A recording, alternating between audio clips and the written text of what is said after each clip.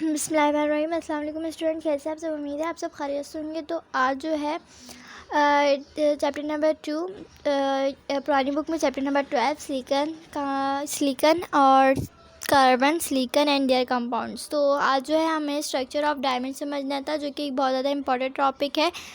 तो structure of diamond start करते हैं। सबसे पहले जो है स्ट्रक्चर अगर देखें तो डायमंड के कुछ इस तरीके से ही होता है, जिस तरह बना हुआ है। ये ऑक्टाहेड्रल होता है, यानी कि थ्री डायमेंशनल होता है, यानी कि इसे तीनों तरफ जो है इसकी शेप होती है। एक तरफ शेप नहीं होती, तीनों तरफ एक जैसी शेप होती है। थ्री डायमेंशनल होता है और मतलब ऑक्टाहेड्रल अगर सबको सम करें तो ऑक्टाहेड्रल होता है, और अगर एक साइड से देखें तो ये टेट्राहेड्रल होता है।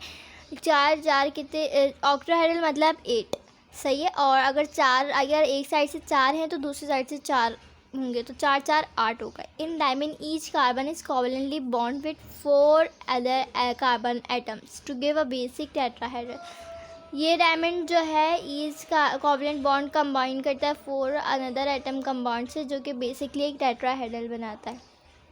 एंड देन फिर हमारे पास क्या है इसके बाद, तो अगर हम पॉइंट्स लिखेंगे तो अगर जो इम्पोर्टेंट आपको लिखना है तो वो आप यहाँ से स्टार्ट करेंगे। Forming a gene 3 dimensional molecule, यानी कि 3 डायमेंशनल मॉलिक्यूल जो है वो इसके अंदर मिलेंगे आपको। उसके बाद अगर आपको लिखना है तो आपको यहाँ से लिखना होगा इधर से, there is no free electron, इधर कोई भी फ्री इलेक्ट्रॉन नहीं है इन द क्रिस्टल ऑफ जो है डायमंड, यानी कि डायमंड के क्रिस्टल के अंदर आपको कोई भी जो है फ्री इलेक्ट्रॉन नहीं मिलेगा। क्योंकि और ये जो है एक बैड कंडक्टर ऑफ इलेक्ट्रिसिटी, आप ये भी लिख सकते हैं। The SS bond is length हमें बतानी है कि भाई 1.54 एरिया है, और जो बॉन्ड एनर्जी इसके 347 किलो जूल पर मोल है। इसके अंदर कोई ज़्यादा हार्ड नहीं है, अगर आप इस तरीके से याद करेंगे तो आपका एक क्वेश्चन मुकम्मल हो जाएगा। अगर हम नेक्स्ट पे देखते हैं, हमारे पास है structure of graphite. Graphite structure बहुत इंपॉर्टेंट है, ये थोड़ा सा लेंथी भी होता है पर इतना हार्ड नहीं है। इसके अंदर मैं आपको रीजंस बताऊंगी कि भाई क्यों हमारे पास ग्रेफाइट जो है वो गुड कंडक्टर होता है इलेक्ट्रिसिटी का, और डायमंड गुड कंडक्टर क्यों नहीं है, बैड कंडक्टर क्यों है। डायमंड बैड कंडक्टर, उसका रीज़न आपको मिल गया कि उसके पास कोई भी फ्री कार्बन नहीं होता, जो कि जो है जिसमें हर कार्बन है ना वो कोवलेंटली बॉन्डेड है। सिंगल बॉन्ड है, डबल बॉन्डेड, ट्रिपल बॉन्डेड है, यानी कि वो जो है ना बॉन्ड जो कार्बन है वो मसरूफ़ है, उनके पास कोई फ्री टाइम नहीं है, इस वजह से वो इलेक्ट्रिसिटी कंडक्ट नहीं कर पाते। ग्रेफाइट में एक फारिग हमारे पास जो है कार्बन मिलेगा, जो कि हमारे पास क्या करेगा, हमारे पास जो एक फ्री कार्बन जो होगा वो कंडक्ट करेगा इलेक्ट्रिसिटी इन पैरेलल फॉर्म के अंदर। जिस तरह आप ये देख सकते हैं ग्रेफाइट की डायग्राम में, जिधर ये लोग जो है ना बॉन्ड करे हुए होंगे, इनमें से देख रहे होंगे आप एक एक ने जो है अपना बॉन्ड नहीं बनाया हुआ, जिसकी वजह से हमारे पास क्या हो रही है, इलेक्ट्रिसिटी कंडक्ट करी in parallel form. Okay, perpendicular form में नहीं, पैरेलल फॉर्म के अंदर जो है वो प्लेन लेयर में जो पैरेलल जो हैगा वो क्या करेगा, इलेक्ट्रिसिटी कंडक्ट करेगा। चलिए स्टार्ट करते हैं। अब हमारे पास है each carbon atom in graphite linked with 3 other carbon atom, यानी कि जो ईच कार्बन है वो 3 कार्बन से जो है कार्बन एटम से कोवलेंटली बॉन्डेड है in their basic hexagonal ring, जिसकी वजह से क्या बना रहा है, बेसिक हेक्सागोनल रिंग बना रहा है। अगर इसके बात करते हैं C S bond length within a layer is 1.42 area.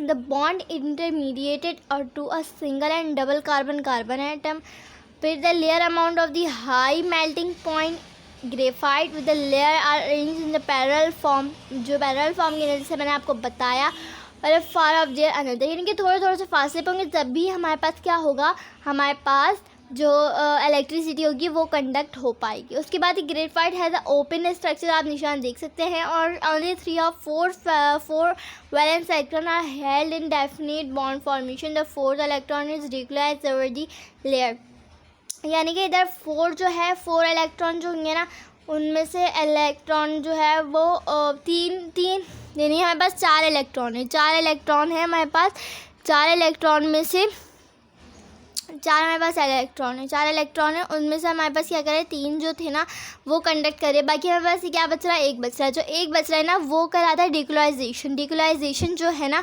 वो क्या करेगा, इलेक्ट्रिसिटी कंडक्ट करेगा इन पैरेलल फॉर्म में। उम्मीद है आपको ये समझ में आ गया होगा। जिस तरह आप ये देख सकते हैं कि ये एक बॉन्ड समझे, ये हमारे पास एक बॉन्ड है, ये एक बॉन्ड जो है वो 3 से कर रहा है, 3 से कर रहा है। अब हमारे पास क्या बच रहा है, एक खाली बच रहा है। एक खाली जो क्या करेगा, इलेक्ट्रिसिटी हमारे पास क्या करेगा, कंडक्ट करेगा, इलेक्ट्रिसिटी कंडक्ट करेगा। समझ में आई आपको ये बात।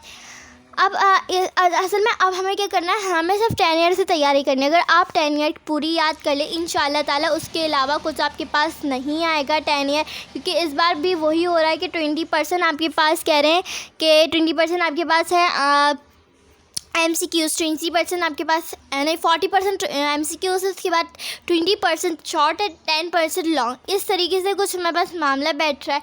और फिर 15 नंबर प्रैक्टिकल। ये पुराना वाला पैटर्न दोबारा आ गया है, तो इस वजह से मैं यही करूँगी कि ज़्यादा आप 10 ईयर पे फोकस करते हैं, क्योंकि समझे आपको 3 लॉन्ग करने होंगे और उसके बाद शॉर्ट भी 5 करने होंगे, या 2 लॉन्ग करने होंगे, 2-3 लॉन्ग करने होंगे, 5 शॉर्ट करने होंगे। इसके अलावा आपको कुछ ज़्यादा नहीं करना पड़ेगा। यानी कि आपको लर्निंग पावर को इतना नहीं करना, इतना करना है कि 10 ईयर पूरी आपको याद हो जाए। क्योंकि 10 ईयर के सवाल जो है कुछ नहीं आता, जो इंपॉर्टेंट होंगे वही उनके लिए। जो 3 समझा अगर 5 सवाल भी अगर कुल दे रहे तो वो 10 ईयर उनके पास कम है क्या, 5 लॉन्ग के लिए 10 ईयर उनके पास कम है 5 शॉर्ट के लिए। देखें इतना अगर होगा तो वो 10 ईयर से ही देंगे। मेरा जो अंदाज़ा है कि आपको अपनी परसेंटेज बनानी है तो आप ज़्यादा से ज़्यादा फोकस दें 40 नंबर पर बजाय 30 नंबर पर। समझे 10 नंबर हमारे पास 10% जो हमारे पास लॉन्ग से आ रहा है, 20% शॉर्ट से आ रहा है, 40%। यानी कि हमें ज़्यादा अमाउंट किस पे देना, ज़्यादा ध्यान किस पे देना है, हमें देना है MCQs पे। आपको रीडिंग करनी है, रीडिंग करने के बाद जो चैप्टर के लास्ट में है MCQs उनको सॉल्व करना है, उनकी जो एक्सरसाइज होंगी उनको सॉल्व करना है। इस बार इक्वेशंस लाजमी आएंगी, इक्वेशंस को समझिए, इक्वेशंस को सॉल्व कर लीजिए। 2 से 3 MCQ 3 जो है आपको इक्वेशन मिलेंगी, इसके आपको मुफ्त के नंबर मिलेंगे। 40 नंबर में आपको एक भी डाउट नहीं होता कि वो नंबर अपनी तरफ से राइटिंग काटेगा नहीं काटेगा। आपको 40 के 40 एज इट इज़ उठा के देगा, बशर्ते ये कि आपने सही करा हो। अगर आप सही करेंगे तो 40% पक्के हैं, और जिसके 40% पूरे सही होंगे इंशाल्लाह उसकी परसेंटेज 90 से कम नहीं आएगी। ये आप मेरी बात लिखें और कमेंट करके लाजमी बताइएगा कि ये गलत कह रही हूँ नहीं। तो अब हम जो है वही टॉपिक समझेंगे जो कि इम्पॉर्टेंट हैं पेपर के अंदर और जो पेपर में लगते। केमिकल प्रॉपर्टीज़ बिल्कुल भी नहीं आती हैं, केमिकल प्रॉपर्टीज़ बिल्कुल भी नहीं आती है, इंट्रोडक्शन नहीं आता, क्योरेंस नहीं आती, सिर्फ बहुत कम जो होती हैं ओजोन्स वगैरह जो बहुत ज़्यादा इंपॉर्टेंट होती हैं वो आती हैं। इस टॉपिक के अंदर हमारे पास जो ज़्यादा इंपॉर्टेंट कुछ नहीं है, जो मैंने आपको डायमंड और ग्रेफाइट बताया, और जो इम्पॉर्टेंट है वो लास्ट पेज है। इज़ दैट ये चैप्टर का है लास्ट, वाटर ग्लास के uses, chemical garden and silica gel. It's very क्या बोलूँ ईजी है, इट्स सो ईजी। अगर आप एक दफ़ा उसे ध्यान से समझ कर पढ़ेंगे तो इससे ज़्यादा ईजी पूरी बुक के अंदर कुछ है ही नहीं। अगर हम बात करें सोडियम सिलिकेट की, सोडियम सिलिकेट यानी कि सिलिका से बना है। सोडियम सिलिकेट हमने पीछे रिएक्शन किया था, उससे हमारे पास सोडियम सिलिकेट बनकर आ गया। अब सोडियम सिलिकेट की यूजेस, सोडियम सिलिकेट जो है वाटर ग्लास के अंदर यूज़ होता है। वाटर ग्लास बहुत ज़्यादा एक्सपेंसिव होता है, हर जगह मैसर नहीं होता, लेकिन साइंस में लैब में जो है ये बहुत अहमियत के हामिल होता है। इस दैट के लिए कोई आपसे पूछ रहे वाटर ग्लास क्या है, वाटर ग्लास क्या बोलेंगे आप, सोडियम सिलिकेट बनता है। केमिकल जो केमिस्ट्री में इसको बहुत ज़्यादा अहमियत हासिल है, इसके बगैर कोई रिएक्शन नहीं होता। और ये बहुत ज़्यादा इंपॉर्टेंट एक जो है वो सब्सटेंस कह लें, सब्सटेंसेस है ये। फिर अच्छा अगर ये कैसे बनता है, लोग पूछेंगे भाई ये वाटर ग्लास कहाँ से बनेगा, water glass what is water glass क्यों बनता है, कैसे बनता है, किस वजह से बनता है, क्या क्या इस्तेमाल होता है, तो वो मैं आपको ये समझाऊंगी कि यूजेस में इस्तेमाल आता जाएंगे, कैसे बनता है ये हम आपको उसकी डेफिनेशन में। वाटर ग्लास सोडियम सिलिकेट होता है जिसके अंदर हम क्या करते हैं, हॉट वाटर को डिसॉल्व करते हैं under pressure to a viscous liquid is known as water glass. यानी कि अगर हम सोडियम सिलिकेट एक सॉलिड फॉर्म की होता है उसके अंदर अगर हॉट ग्लास करेंगे तो गाढ़ा गाढ़ा से कुछ बेस बन जाएगा, उसे हम वाटर ग्लास कहते हैं, सीधा सीधा ये डेफिनेशन है। उसके बाद अगर यूजेस की बात करें तो its use for sizing papers को काटने के लिए। फायर प्रूफ वुड यानी कि फायर प्रूफ वुड मतलब जैसे कि उसके अंदर एक लकड़ी होती है, लकड़ी के अंदर उसके अगर हम वाटर ग्लास मिक्स कर देंगे, वाटर ग्लास डिप करके उसको कवर अप कर देंगे तो उसमें आग नहीं लगेगी। उसकी बात है eggs emerge are preserve by emerging in a soluble water solution. Eggs को प्रिजर्व यानी कि एग्स को संभालने के लिए वो, और जो मतलब उसको प्रिजर्व यानी कि रखने के लिए वाटर ग्लास यूज़ होता है। उसके बाद अगर हम बात करें तो सोप इंडस्ट्रीज़ में भी वाटर ग्लास का बहुत ज़्यादा यूज़ होता है। अगर एक dilute solution dilute solution of sodium silicate इस्तेमाल होता है making a chemical garden. Making garden एक बहुत ज़्यादा जो है वो एक प्रोजेक्ट है। अगर आप बात कर लें, प्रोजेक्ट है जो कि साइंस फेयर यानी कि जो हमारे पास होते हैं साइंस एग्जीबिशंस, उसके अंदर जो है मैट्रिक या 9 की जो है वो बनाते हैं स्टूडेंट। तो हम केमिकल गार्डन की बात करते हैं। केमिकल गार्डन जो है एक डाइल्यूट सोल्यूशन है, जैसे हमने पहले बताया। इसका फार्मूला, वाटर ग्लास का फार्मूला ये है, अगर आप पढ़ लें तो अच्छी बात है, आपको 1 नंबर मिल सकता है। किस लिहाज से? एमसीक्यूज़ के लिहाज से। इधर ग्लास थॉट यानी ग्लास थॉट के अंदर आप वाटर ग्लास ऐड करेंगे। वाटर ग्लास है जो क्रिस्टल ऑफ कलर्ड सॉल्ट यानी कि कलर्ड सॉल्ट होंगे, उसको क्या करेंगे, सॉलिड फॉर्म में होंगे। क्रिस्टल यानी कि सॉलिड फॉर्म में होंगे, जैसे कि cobalt chloride, nickel, sulphur, copper, ferric oxide. आप 2 लिख देंगे, कोबलाइट सल्फर और निकेल सल्फर, ये आपका काम हो जाएगा। Leave them for few days, उसको रखेंगे फ्यू डेज के लिए। Without any touching the thought, इनके बिना टच के, बिना छुए, बिना हिलाए, मतलब ये है इसका। You will find your chemical garden with grow colourful plants of chemical. आप फाइंड करेंगे केमिकल गार्डन जो कि उग रहे होंगे, इनकी खिल रहे होंगे colourful plants of chemical. This is because ऐसा होता है formation of insoluble metals liquid, जो वो जैसे बताए, अगर आपने जो क्रिस्टल की फॉर्म में आपने डाला था सोडियम सिलिकेट, वो जब जाएगा तो वो नीचे मतलब एक कलर, पानी के अंदर आपने कभी कलर फेंका है, कलर तो वो कहता है वो एक फूल सा बनता हुआ नीचे आता है। यही बिल्कुल सिस्टम वाटर ग्लास के अंदर होता है कि आप ऊपर से कोई ड्रॉप वो फेंकते हैं ना, कलर है वो नीचे कलर जाता है, क्या होता है वो अपने फैलना स्टार्ट है। ये नहीं कि पूरा मिक्स हो जाता है, वो कई कलर छोड़ देता है, वो हम केमिकल गार्डन कहते हैं। केमिकल गार्डन की इक्वेशन याद कर लेंगे, बहुत ज़्यादा फ़ायदा हो जाएगा आपका। सिलिका जेल क्या होता है?